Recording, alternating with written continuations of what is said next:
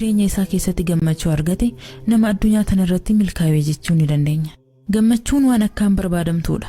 Waan gatii laaftuun argamtu miti. Kanaaf ilmi namaa gammachuu argachuuf waa hedduun if dararu jira. Gariin namaa gammachuu argachuuf farshoo dhuga. Kun naayit kilabii deemee shubbisaa bula. Namni Rabbiin laaffiseef ammoo Qur'aanaa fi zikriin if gammachiisa. Walumaa galatti ilmi namaa gammachuu tana barbaada wanti hin goone hin jiru. Duuba gammachuun dhugaatame. Mee jireenya keenya keessatti gammachuu dhugaa akkamitti? Namni jireenya isaa keessatti gammachuu argate nama addunyaa tanarratti milkaa'ee jechuu ni dandeenya. Gammachuun waan akkaan barbaadamtuudha. Waan gatii laaftuun argamtu miti. Kanaaf ilmi namaa gammachuu argachuuf waa hedduun if dararu jira. Gariin namaa gammachuu argachuuf farshoo dhuga. Kun naayit kilabii deemee shubbisaa bula. Namni Rabbiin laaffiseef ammoo Qur'aanaa fi zikriin if gammachiisa. Walumaa galatti ilmi namaa gammachuu tana barbaada wanti hin goone hin jiru. Duuba gammachuun dhugaatame. Mee jireenya keenya keessatti gammachuu dhugaa akkamitti argachuu dandeenya? Inshaallah qabxiilee muraasa waliif dhaamna.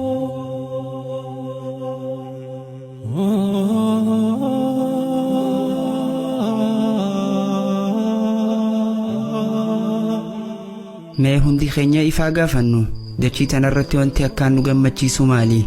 Yoo maal arganne akkaan gammanna? Deebisaan nama hundaatu adda adda ta'uu mala. Gariin namaa maallaqa guddaa yoo argate waan gammadu itti fakkaata. Gariin nama jaalatu yoo argate waan gammachuu argatu itti fakkaata. Walumaa galattuu fedhinnaa ofii guuttachuun gammachuu irraa boodaati nutti fakkaata. Garuu dubbiin tun dogongora guddaadha. Fedhinnaan ilma namaa hin dhaabbatu. Fakkeenyaaf fedhiin gurbaa tokko intala jaalate argachuudha haa jennu.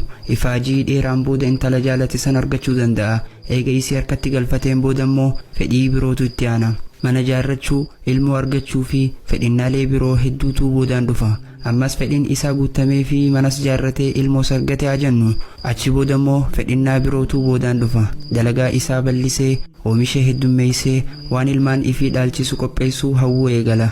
Gama birootiin ilmaan isaa gurguddatanii akka bakka gahan hawwuu eegala. Ijoolleen dhalaa heerumtee jaarsa argattu malee gammachuun isaa hin guutamtu. Ilmaan dhiiraatis fuutee argu malee gammachuu guddoo gammaduu hin danda'u. Ammas fedhiin isaa guutamtee fi dalagaanis guddattee ilmaanis maatii jaarratan haa jennu. Amma immoo maatiin isaa waan baay'ateef dalagaan isaa haalaan bal'achuu qaba. Yoo duraan makiinaa 5 qabaate amma makiinaa 10 haga 15 godhuu qaba. Yoo duraan mana fooqii tokko qabaate amma mana fooqii 5 bakka adda addaatti ijaaruu qaba. Yoo magaalaa xixiqqoo keessa kan jiraatu ta'e gara magaalaa gurguddootti godaanuun barbaachisaadha. Ilmaan isaatii fi ilmaan isaa mana barumsaa qaqqaalii seenanii barachuu qabu. Yeroo boqonnaa isaanii immoo Dubaayii fi biyyoota adda addaa deemanii bashannanu. Haaluma kanaan fedhinnaan ilmaan namaa bal'achaa deema. Gama birootiin nama kanaan gammachuu qaba jechuun ulfaataadha. Duniyaan tun adaduma baay'achaa deemtuun cinqaa fi rakkoon isii jala deemtus guddataa deemti. Yoo namichi mallaqa guddaa argate hattuun itti baay'atti. Hattuu ofirraa eeguudhaaf ammoo tooftaalee adda addaa fayyadamuun dirqama. Dallee jabaa dhagaa fi sibiilaan ijaaruun barbaachisaadha. Akka hattuun gubbaan utaaltee hin seenne sibiila nama waraanu gubbaa irratti fannisuu qaba. Waardiyaa jabaa meeshaa waraanaa hidhatee mana eegus ramaduu waan hin oolamne. Innis halkanii fi guyyaa hirriba nagayaa hin rafu. Galii fi baasii isaa hunda to'achuu qaba. Kun hunduu waan gammachuu nama dhorgurraahe. Duuba haala kanaan akkamitti gammachuu argachuun danda'ama? Tungaa fi hundi keenya gaafachuu qabnu.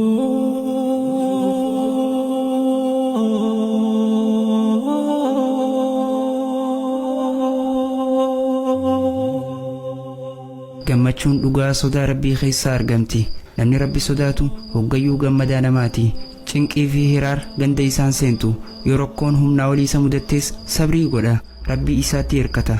Osoo rakkoo san keessaa hin bahin yoo addunyaa tanarraa godaanes guyyaa boruu inshaallah miindaa gaarii Rabbi biraa badhaafama. Kanaafuu gammachuu dhugaa namni argatu nama dhugaan Rabbi isaa sodaatu qofa. Namni gammachuu dhugaa argachuu barbaadu badiirraa haa iftiisu, khayrii haa heddummeessu, waan qaburraa rakkataaf haa qoodu. Hogguusan gammachuu daangaa hin qabne argata. Namni kana godhe osoo beelaan jiruu quufaadha. Osoo dhukkubsatu fayya qabeessa ta'ee jiraata. Namni mi'aa gammachuu tana dhandhamuu danda'u nama qalbiin isaa iimaana dhugaa qabdu qofa. Duuba iimaana dhugaa tana eessaa argachuun danda'ama jennee walaa gaafannu.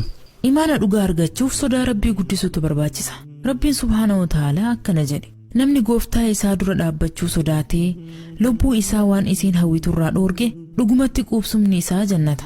Suuratuun Naazi'aat aayaa 40 hanga 41. Hundi keenya jannata qubachuu barbaanna. Jannata qubachuudhaaf ammoo qaama keenya wantoota dhorkamaa irraa tiisuu qabna. Qaama keenya tiisuu kan dandeenyu ammoo yoo sodaan Rabbii qalbii keenya keessa jiraate qofa. kanaafuu waa hunda dura sodaa rabbiif qabnutu dursa.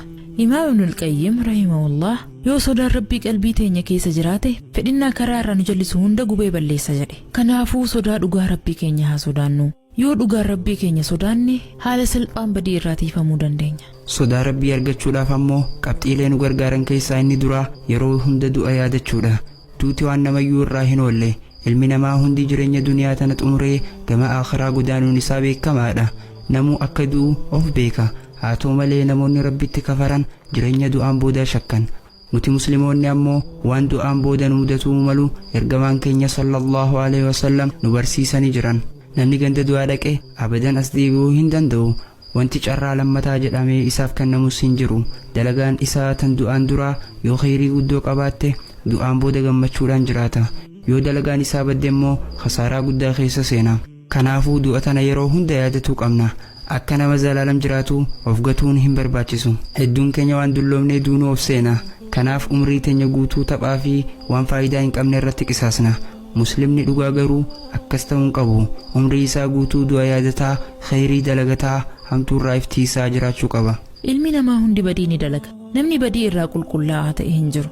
Irra gaariin namaa ammoo nama badii dalagee irraa tooybatee daddaffiin gara rabbii isaa deebi'ee qofa. Karaa rabbii deebi'uudhaaf ammoo ilmi namaa uumamaan sababaa barbaada.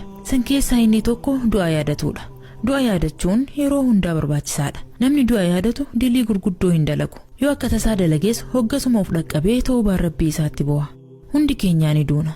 Duniyaa walitti qabne ilmaan gaggaarii horre. Hawaasa jaalannuuf nu jaalatu kanas dhiisnee keessaa godaanuun keenya waan hafa hin qabne. Du'a nurraa hin oolamne tana yaadachaa dilii irraa tiifamuun barbaachisaadha. Badii irraa fagaachuudhaaf ammoo ibaadaa irratti jabaachuun barbaachisaadha. Namni ibaadaa irraa fagaate qalbiin isaa hamtuu yaaduu dandeesse. Namni yeroo isaa heddumminaan ibaadaa irratti dabarsu immoo hammeenyaafuu yeroo hin qabu. Kanaafuu qalbiin teenya akka gara badii hin shaakalamne ibaadaa rabbiitiin hidhuun barbaachisaadha. Ibaadaalee waajiba nurratti godhamaniin cinatti dalagaawwan dabalataa dalaguunis faayidaa guddaa nuuf qaba. Gama birootiin nama waliin oollus nama gaarii filachuu qabna. Nama rabbi sodaatu wajjin oolu innis rabbi ni sodaata. Namni nama zulmii dalagu wajjin oolus booddeen isaa zaalima ta'uudha. Kanaafuu saahiba gaarii filachuunis akkaan barbaachisaadha. Zikrii heddummeessuu, Qur'aana qara'uu, diin Islaamaa baruunis waan sodaa rabbii namaaf argamsiisurraa. Arrabni zikrii aadaa godhate hamtuu dubbachuun itti ulfaata. Qalbiin Qur'aanaan jiites hammeenya yaaduuf yeroo hin qabdu. Kanaafuu dalagaalee khayrii gurguddoo qaban kanaan of gargaaruun waan hundarra filatamaadha. Du'aa heddummeessuunis akkaan barbaachisaadha. Wanti dachii tanarratti dalagnu hundi gargaarsa rabbii qofaan ta'a. Du'aa'iin ammoo ibaadaa akkaan barbaachistuudha. Rabbiin subhaanahu wa ta'aalaa nama du'aa'ii irraa boone azaaba hamaan akka qixaaxu dubbatee jira. Kanaafuu du'aa'ii qaama jireenya keenyaa godhuu qabna. Jiruu sossobduu addunyaa tanaa haa tuffannu. Hammamuu osoo mi'ooftee guyyaa takka nuti isii dhiifnee deemuun keenya hin oolamu. Yookaan isiitu nu dhiisee nu biraa deema. Jireenyi addunyaa tanaa faraqaadha. Gaddaan booda gammachuu, gammachuun booda gadda. Gabrummaan booda bilisummaa, eega bilisummaatii gabrummaa. Fayyaan booda dhukkuba, eega dhukkubaatii fayyaa. Haala kanaan jiruun addunyaa tanaa jijjiirramaa deemti. Jiruun addunyaa waan yeroo gabaabduuti. Namni jiruu addunyaa tana jala fiigu ibaadaa rabbii irraa fagaata. Namni ibaadaa irraa fagaate immoo khasaaraa guddoo keessa jira. Rabbii warra isa sodaatee addunyaa fi akhirattis milkaa'u irraa nu haa godhu jechaa qophii teenya irraa asirratti golabna. Wassalaamu alaikum wa rahmatullaahi wa barakaatuh.